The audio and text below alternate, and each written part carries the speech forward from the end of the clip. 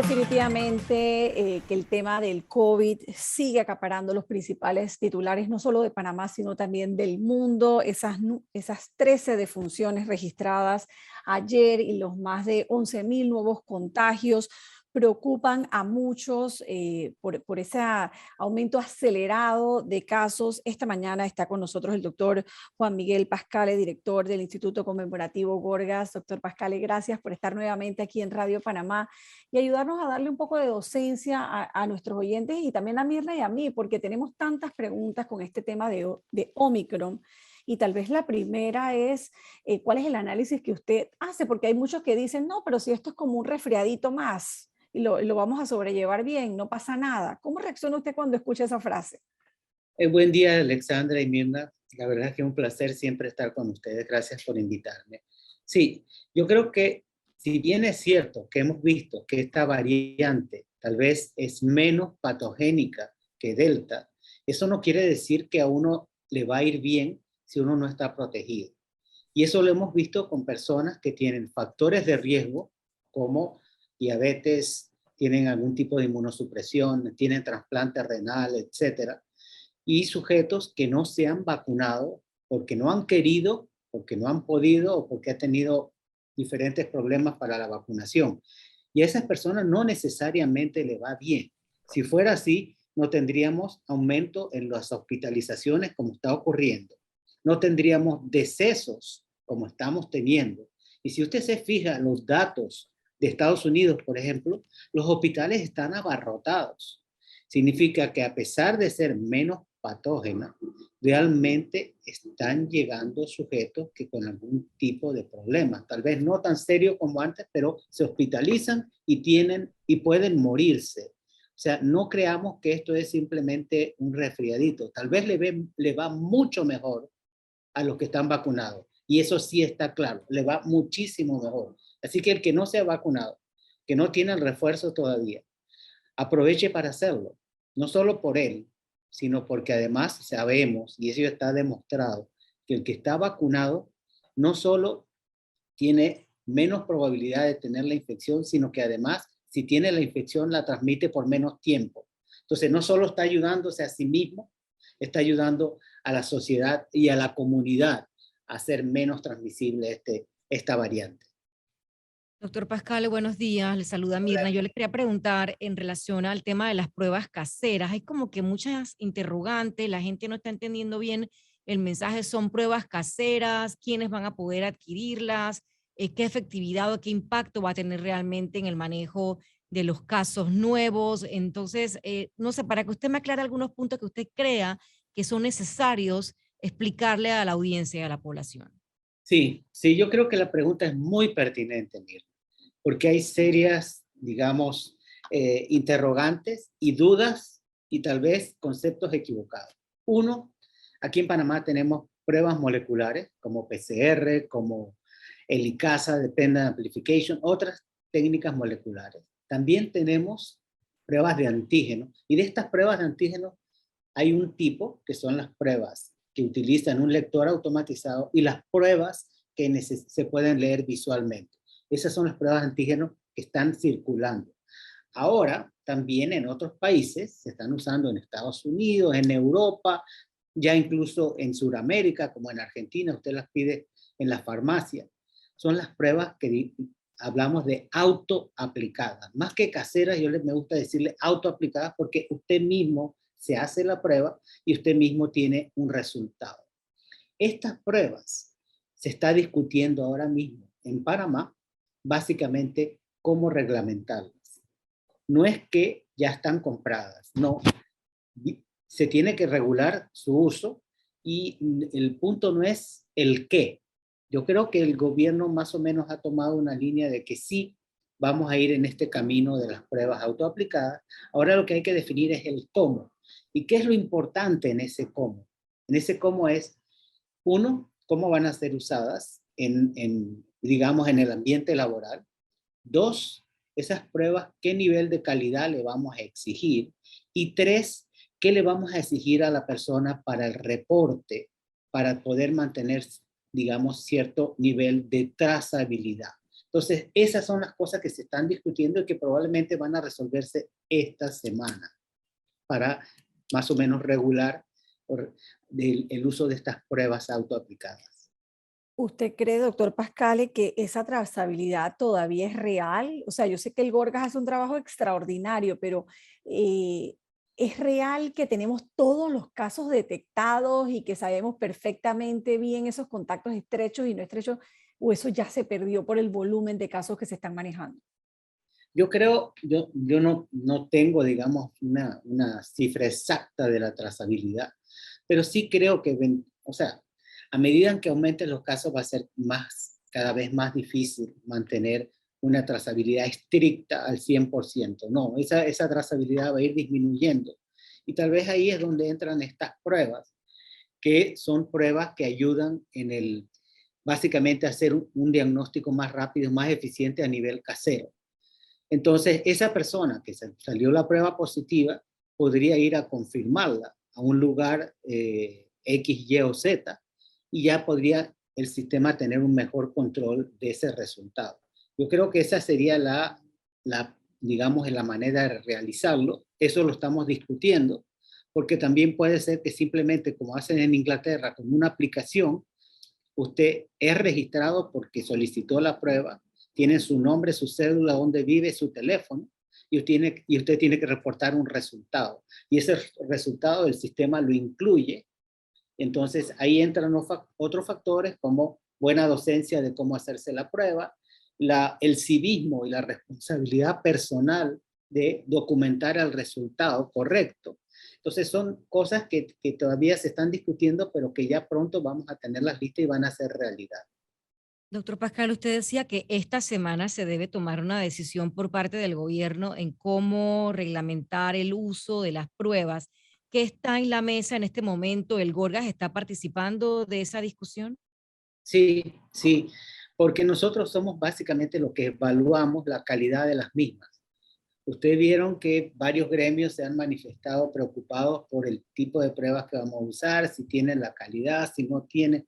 Yo creo que ya hay mucha experiencia internacional, sobre todo en Europa, en Norteamérica, sobre cuáles son las pruebas que mejor desempeño tienen. Y ha habido una gran discusión, incluso algunas preocupaciones de la FDA sobre alguna de estas pruebas caseras en cuanto a su desempeño.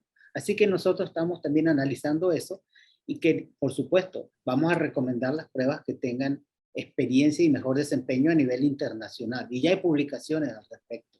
¿Van a ser varios tipos de pruebas las que se van a ofrecer al pueblo? Pues yo creo que inicialmente se van a solicitar o se van a recomendar que sean las pruebas nasales, ya que con las pruebas de saliva hay mucha variabilidad, pero las pruebas nasales autoaplicadas están dando muy buen resultado en muchos lugares. Sobre todo depende de la compañía y de la prueba, pero yo creo que sí son muy factibles usarlas y tener un buen resultado. Doctor, me llegan preguntas de los oyentes. Dice que si con la compra anunciada por el gobierno de estos dos medicamentos antivirales, eso resuelve podría resolver de alguna forma la crisis que estamos viviendo en este momento con el Omicron o sustituye de alguna forma esa urgencia en vacunarse. Honestamente, el medicamento va a ayudar a las personas que tienen factores de riesgo, que no se han podido vacunar, que tienen algún nivel de inmunosupresión, que tienen otras, digamos, obesidad mórbida, que es un factor de riesgo muy importante. En los primeros 5 días de haberse documentado que la persona está infectada. Para esos pacientes se va a utilizar este medicamento. ¿Cuál es la idea? Esos son los pacientes que tienen mayor riesgo de fallecer y de que tengan un curso tórpido de esta enfermedad. Entonces la idea básica es que con este medicamento evitamos la hospitalización y evitamos que pueda fallecer la persona. Entonces el medicamento no es para evitar transmisión.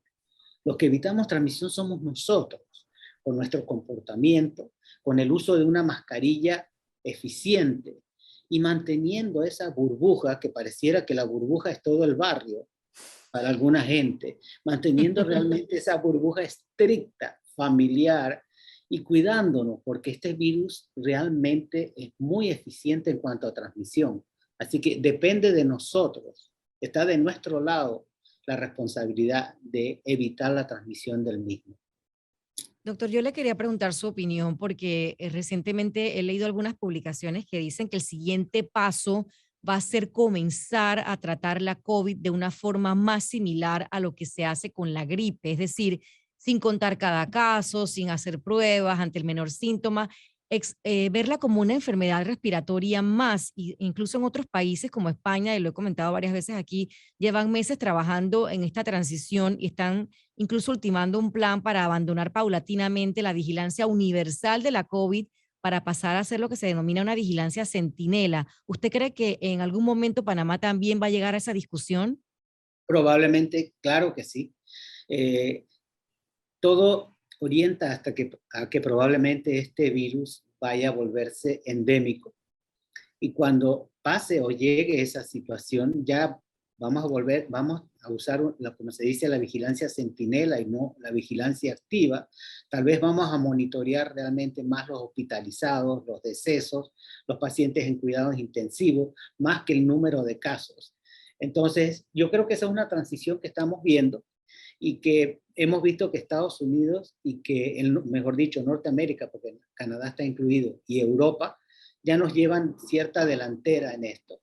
Y yo creo que esa es digamos, la línea a seguir, cómo nos vamos orientando con este virus. Así que sí concuerdo con usted, que eventualmente sí pasaremos a ese estado y debemos ir pensando en el mismo, ir adelantando. Doctor, precisamente hay una noticia que llega desde España y dice que España está haciendo un llamado a considerar el coronavirus como una enfermedad endémica, posición que la OMS y otros expertos todavía consideran muy prematura. ¿Qué implicaría que Europa comience, o un país importante como España comience a decir que esto es una enfermedad endémica? O sea, yo creo que la importancia que tiene es que nosotros, en base a lo que realizan muchos de estos países, vemos cuál es la realidad. Algunos países como Inglaterra y como otros países de Europa van por delante. En algunas decisiones han tenido mucha razón, en otras decisiones han tenido que retroceder. Un ejemplo ha sido Suecia, cuando quiso, digamos, exponer a toda la población tratando de obtener una inmunidad de rebaño inicialmente con unas variantes más agresivas y con tal vez una población muy poco vacunada. Entonces, realmente lo que estamos viendo, Alessandra y Mirna, es estos países, al tener más casos, al llevarnos la delantera, a tener un pico mucho más rápido, estando el pico ahora cayendo en estos lugares, muy probablemente ellos están mucho más cerca que nosotros de la endemicidad. Eso no es lo mismo que está pasando en todo el mundo.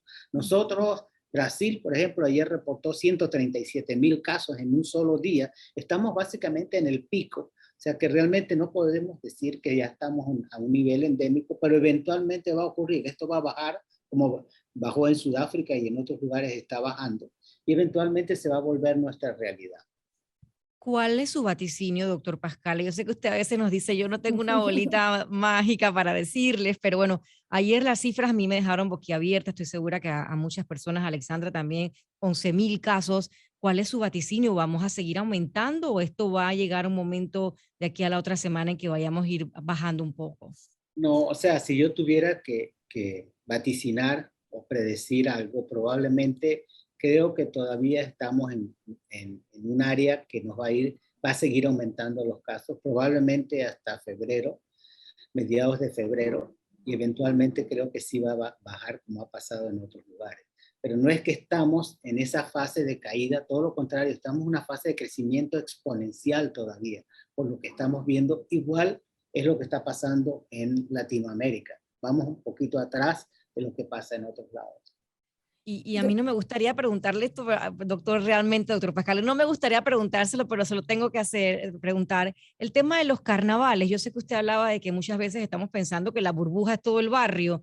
Entonces, ¿cuán preocupante sería que pues no se anunciara una cancelación de esta fiesta? O sea, depende del escenario que tengamos en ese momento y tal vez sería prematuro decir lo que va a pasar, Ujú. pero si seguimos con este ritmo de crecimiento y además probablemente siga creciendo durante febrero, tal vez no sea el mejor escenario los carnavales. Puede ser como que empiecen a caer los casos, pero anticiparnos ya a decir vamos a tener carnavales, yo creo que es un poco prematuro en base a lo que estamos viendo y en el número de casos, cómo está aumentando y cómo también las hospitalizaciones y decesos están aumentando. En ese sentido, soy un poco cauto de poder decir, no, vamos a carnavalear porque no va a pasar, cuando llegue el carnaval vamos a estar todos recuperados y estamos bien. No, yo creo que todavía es muy temprano para tomar esa decisión. Doctor, la verdad es que yo creo que la situación es preocupante. Yo estoy recibiendo mensajes de los oyentes que todavía me hacen preguntas que sé que hemos respondido innumerables veces aquí, todo el tema de los contactos estrechos, de los no contactos estrechos. Esta mañana, incluso más temprano, hablamos de ese tema, pero yo creo que vale la pena su presencia para reiterarle a la gente que aquí lo principal es el tema de la mascarilla, que esa es la principal forma de prevenir, y además la vacuna, o sea, el tema de los porcentajes de personas vacunadas que simplemente no se ven tan afectadas por el Omicron, es una data que está allí, que es real y que, por la cual no hay que dudar. ¿Cómo le damos esa tranquilidad a la gente que ya se vacunó y convencemos a los que no se han vacunado de hacerlo? Sí, mire, aquí en Panamá y en otros países, Inglaterra, países de Europa, a la mayoría de las personas que le está yendo mal o que están teniendo un curso tórpido de esta enfermedad son los no vacunados. Desafortunadamente, incluso recientemente falleció una reconocida antivacunas, falleció de COVID. También tenemos sujetos aquí en Panamá que están graves por rechazando la vacuna. O sea, por un lado, el mensaje es claro, la vacuna lo protege. Si tiene o no se ha puesto el refuerzo, trate de hacerlo, porque el refuerzo nos da una protección adicional. Y hay mucha gente que necesita ponerse el refuerzo y cree que tal vez que solo 2 dosis son suficientes. Así que si no se ha puesto el refuerzo, vaya y póngase el refuerzo. Y por último, use la mascarilla. La mascarilla no se usa debajo de la nariz. La mascarilla no se usa como bufanda, que la usan aquí en el cuello para decir que están usando mascarilla. Algunos se lo ponen la mascarilla. De visera. Sí, increíble. Hay que usarla bien. Tiene que ser una mascarilla que ajuste. De nada sirve una que esté y realmente puede entrar estos aerosoles por cualquier lado. Entonces, la mascarilla es esencial. 2, el concepto de definir bien qué es la burbuja para proteger a la familia. Y la burbuja, como decía, no es el barrio, no es mi vecino, no es la calle. La burbuja es la familia. Y por último, insistir y seguir insistiendo de las vacunas durante toda la historia de la humanidad. Las vacunas han sido lo que han reducido el número de casos, han reducido las pandemias y han reducido las enfermedades severas. En mi época veíamos casos, yo vi en el hospital casos de tétano, veíamos niños con polio en esos pulmones artificiales de esas máquinas metálicas. Esa realidad ya nadie sabe, los médicos modernos no saben que eso pasó alguna vez. Y eso ha sido gracias a la vacuna. Y ya, doctor, le quiero hacer una última pregunta y tiene que ver con la cuarta dosis, porque yo creo que hay gente que todavía tiene esa duda, ¿no? Que si vamos a llegar a ese panorama de sugerirse una cuarta dosis, porque incluso ayer un estudio israelí que ocupó atención a nivel internacional decía que la cuarta dosis es insuficiente para evitar el contagio de la Omicron. Entonces, mi pregunta sería esa, ¿estamos ante ese panorama en un futuro próximo a hablar de una cuarta dosis o no? Todavía no, yo diría que debemos esperar. Por otro lado, gran cantidad de personas ya se han expuesto a Omicron y les ha ido bien, así que tienen una inmunidad adicional natural. Entonces, hablar de una cuarta dosis todavía yo creo que es muy prematuro. Tal vez esa cuarta dosis la podríamos priorizar en grupos específicos de personas de cierta edad y personas que tienen alguna condición, digamos, inmunosupresos, pacientes con trasplantes, pacientes que están tomando medicamentos inmunomoduladores o inmunosupresores, pero hablar cuarta dosis para población general todavía para mí es muy prematuro. Muy prematuro. Doctor, el doctor Xavier Sanz Lloren, a través de sus redes sociales, ha dicho en varias ocasiones que hace falta que el Ministerio de Salud abra la data, que la data esté abierta para poder hacer otro tipo de análisis. ¿Sabe usted por qué eso no se ha dado? No, yo creo que básicamente es, tal vez hay que buscar dónde está, cómo está, analizarla, recopilarla y distribuirla a ciertas personas que quieran utilizarla para hacer los cálculos que necesiten.